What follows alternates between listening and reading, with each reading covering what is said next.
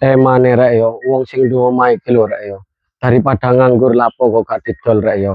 Iki sing duwe omah lek ero komenan ndek kolom komentar.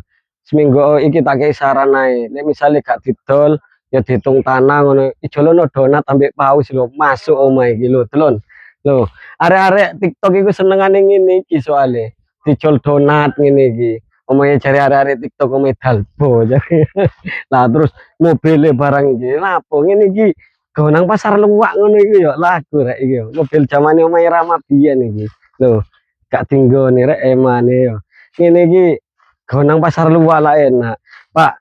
Oh iya be sampean pengen rek yo golek omah-omah murah dihitung tanah lokasine ndek kene iki rek yo Taman Gading yo menganti rek yo nang kene iki oh wake rek yo rekomendasi omah dihitung tanah iku akeh. Harga mulai 60 jutaan nang kene iku.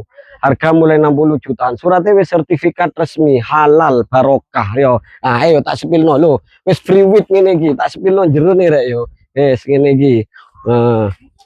Enggak. Yo. Lah ngene ae rek yo wis ngene ae. Lek omahe iki FYP tembus tayang 1 juta, engko aku langsung explore nang jero. Ono opo ae nang jero wis engko langsung tak live no rek ya wis ngono ae komenan sing akeh di FVP no ben Revive Property langsung mlebu nang jero yo delok langsung nang jero ono apa ya wis ngono ae rek ya assalamualaikum.